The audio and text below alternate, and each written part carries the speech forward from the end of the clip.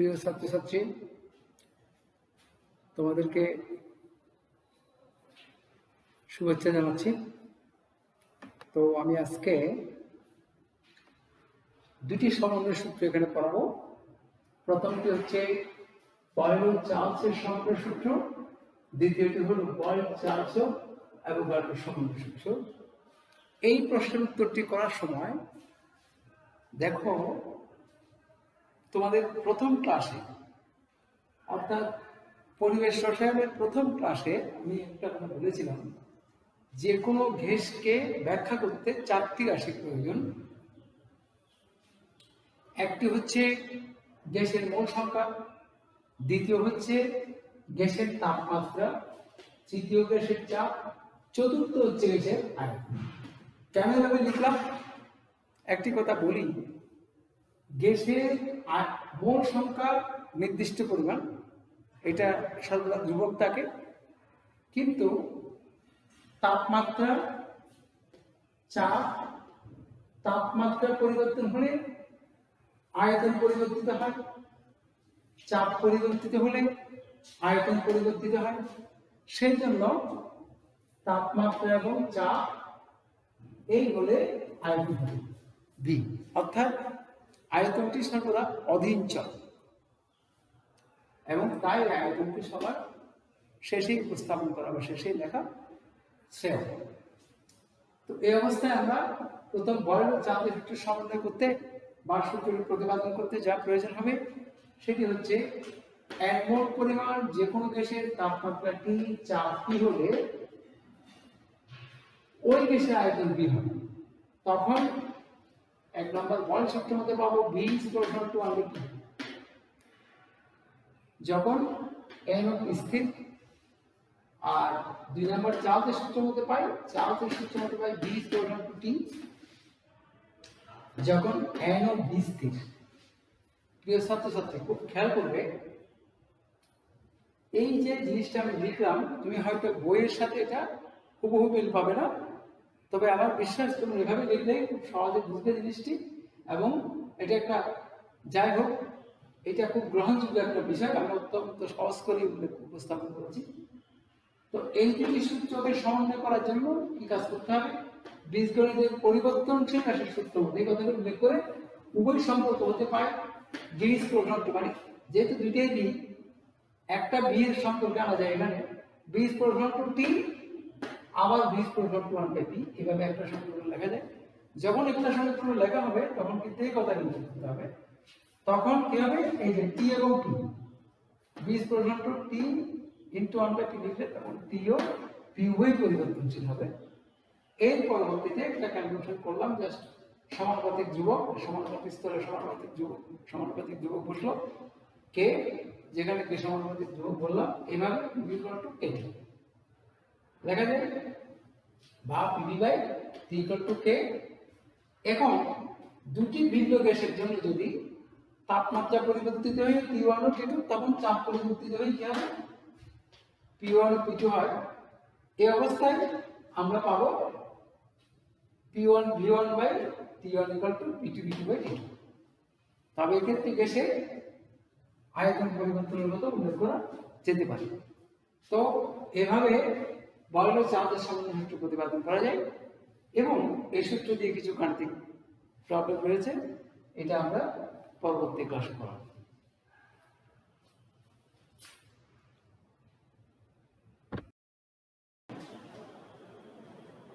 প্রিয় ছাত্রছাত্রী,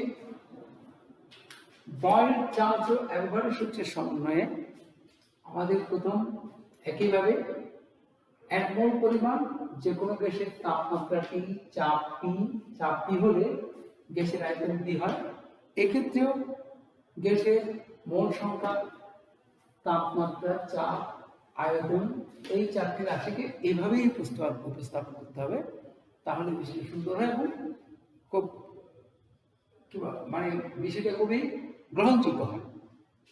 যাই হোক, এখানে তখন বয়েল সূত্র মতো আমরা পাই বীজ প্রশ্ন টু 1/p যখন অ্যানোটি স্থির, চার্লসের সূত্র মধ্যে পাই বীজ প্রশ্ন টু টি যখন অ্যানো বি স্থির, আবার অ্যাভোগাড্রোর সূত্র মধ্যে বীজ প্রশ্ন টু এন যখন যখন টি ও পি স্থির। এখন পূর্বের মতোই বীজগণিতের পরিবর্তনশীল রাশির সূত্র মতে তিনটি সম্পর্ক 1, 2, 3, এই তিনটি সম্পর্ক হতে আমরা পাই v is equal to n into t into 1/2। এই অবস্থায় গ্যাসের মোল সংখ্যা, তাপমাত্রা, চাপ সকলেই কি হয়, সকলেই পরিবর্তনশীল, বা v equal to r, এখানে সমানুপাতিক ধ্রুবক হলেও কিন্তু আরটি হবে মোলার ধ্রুবক, আরকে মোলার ধ্রুবক বলা হবে। আমরা আরকে কেন মোলার ধ্রুবক বলবো পরে জানাচ্ছি। তাহলে এখানে v equal to r into n into t into 1/p, বা এখানে pv equal to nRT সমীকরণ। এই pv equal to nRT সমীকরণে অতি গুরুত্বপূর্ণ একটি রাশি হচ্ছে r। এখন একটি প্রশ্ন হতে পারে আর কে মোলার ধ্রুবক বলা হয়। প্রিয় ছাত্রছাত্রী, এটা উদাহরণমূলক প্রশ্নে আসে। তো আমি প্রশ্নে যাওয়ার পূর্বে কথাটা আবার একটু বলি। তাহলে আমরা দুইটাই সমীকরণ প্রতিপাদন করলাম। একটা হলো বয়লের চার্জের সমন্বয় সূত্র, যেটি P1 v/T1 = P2v/T2 পেলাম। আর এই সমীকরণটি হলো বয়লের চার্জ অ্যাভোগাড্রোর তিনটি সূত্রের সমন্বয় পেলাম, P equal to nRT, বা এটাকে বলা হয় n মোল আদর্শ গ্যাসের সমীকরণ। n মোল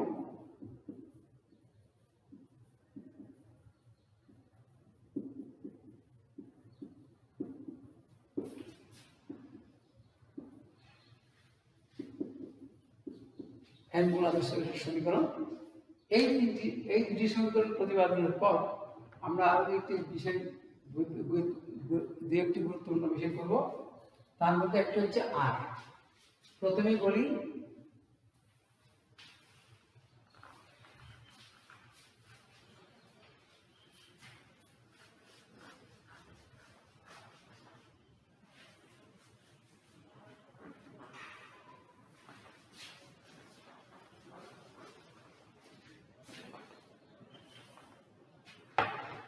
একটি উদাহরণমূলক প্রশ্ন হতে পারে কি, আর কে মোলার ধ্রুবক বলা হয় কেন?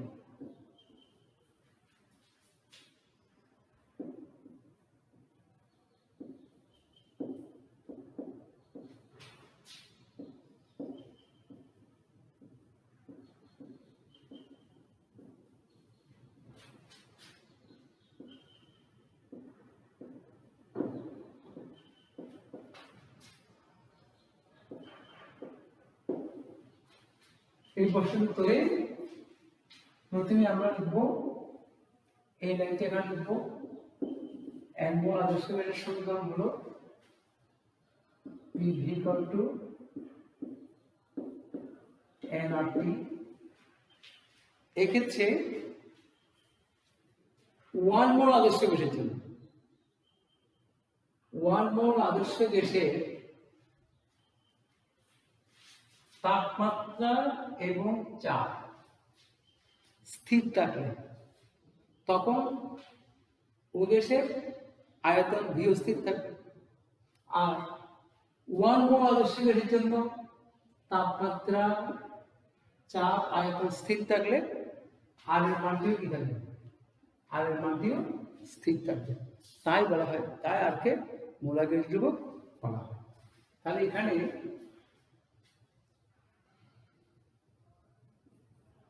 n equal to 1 মোল যে কোনো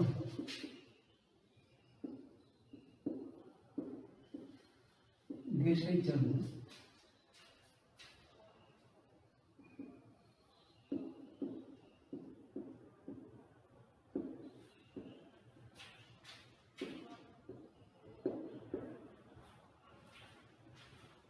n equal to 1 মোল যে কোনো গ্যাসের জন্য তাপমাত্রা, চাপ স্থির থাকবে।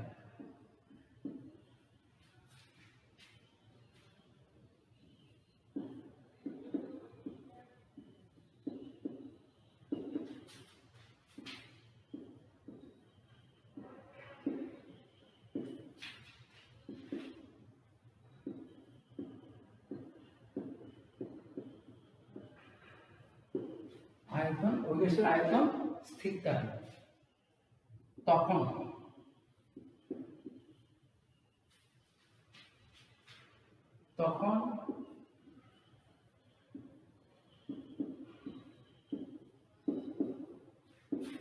সকল গ্যাসের জন্য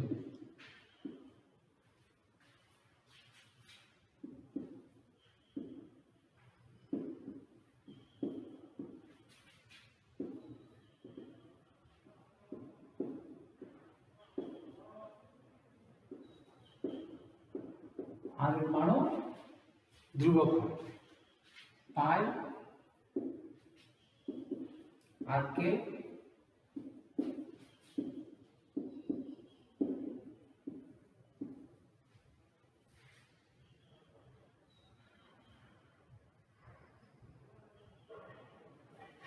তাই আজকে 7 বছরে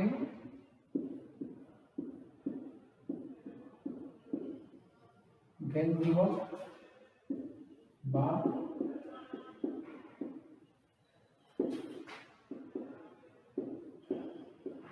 মোলার জ্ঞান ধ্রুবক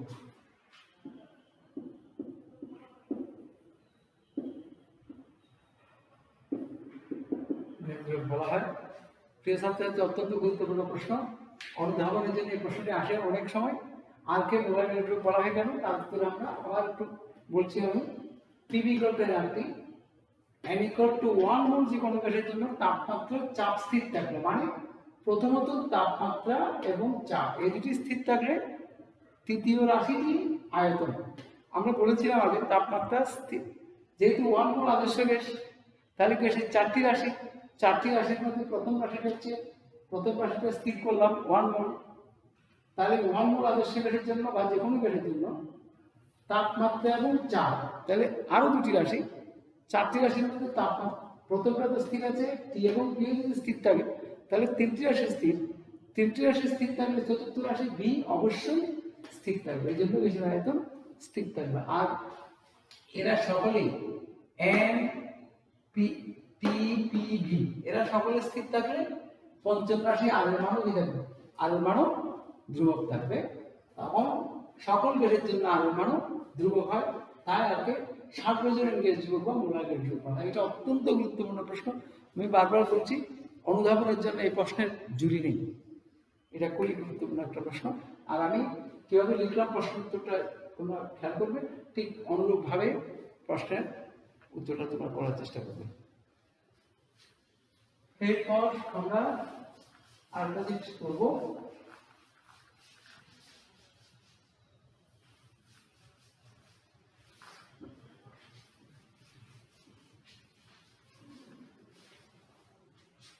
বিভিন্ন এককে আর এর মান।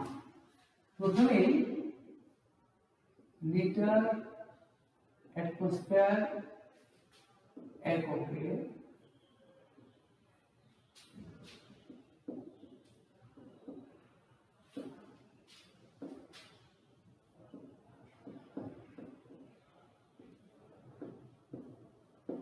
আর এর মান লিটার।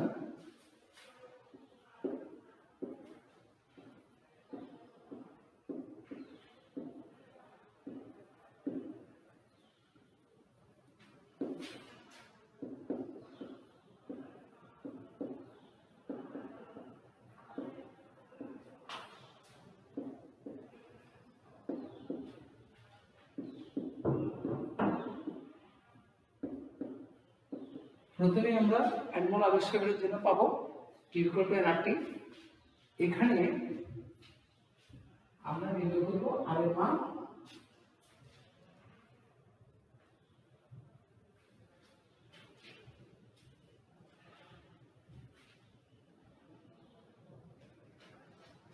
আদর্শ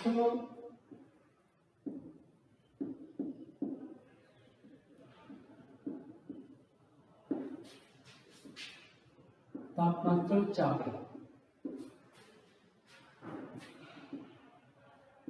1 মোল পরিমাণ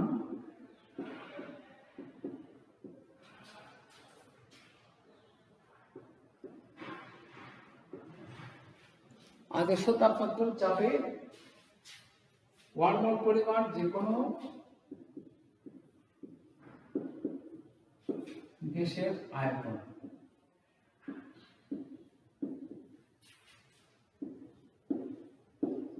(22.4 লিটার। আমরা যে কোনো পদ্ধতিতে আয়তন নির্ণয় করার সময় প্রমাণ তাপমাত্রার চাপে আয়তন বসাবো এবং এই পদ্ধতিতে লিটার অ্যাটমসফিয়ার, আয়তনটা থাকবে লিটারে, চাপ থাকবে অ্যাটমসফিয়ারে। এবং আরো একটা গুরুত্বপূর্ণ কথা বলি আমি, প্রত্যেক ক্ষেত্রে পিভি কল্পের আপডেট সমীকরণ বসালে এখানে চাপ এবং আয়তন এই দুটির একক আমাদের সর্বদা স্থির রাখবে। এই দুটির একক দেখে আমরা অন্য রাশিটাকে হিসাব করব। তাহলে গ্যাসের আয়তন 22.4 লিটার, 4 লিটার। তাহলে সুতরাং এখানে N=1 মোল,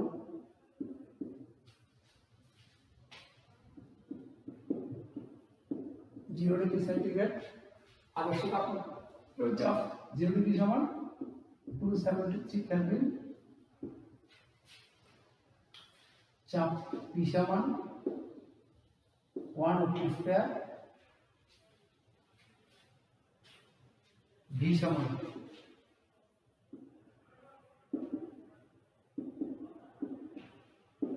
আয়তন, V সমান পূর্বে উল্লেখ করা হয়েছে 22.4 লিটার। তাহলে সুতরাং R equal to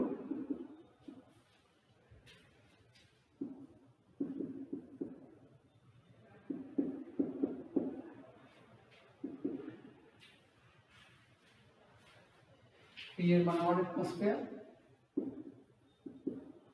V এর মান 4 লিটার, N এর মান 1 মোল, কি হচ্ছে 273। প্রিয় ছাত্রছাত্রী, তোমরা এই ক্যালকুলেশনটা করলে মানটা পাবে এরকম 0.082, সাথে একক কে আসে লিটার, অ্যাটমসফিয়ার, এই মোলটি উপরে গেলে পার মোল পার কেলভিন অথবা লিটার অ্যাটমসফিয়ার পার কেলভিন। তো এর রূপে আমরা লিটার অ্যাটমসফিয়ার এককে এই লিটার অ্যাটমসফিয়ার একক লিটার অ্যাটমসফিয়ার এককে আর মান নির্ণয় করতে পারি। এর রূপে আমরা এসআই একক আর মান, সিজিএস একক আর মান, এমকেএস একক আর মান, এই মানগুলো আগামী ক্লাসে দেখাবো। এই প্রথমে এই মানটা দেখালাম। তো আজকে আমি এখানে শেষ করলাম। তোমাদেরকে অসংখ্য ধন্যবাদ।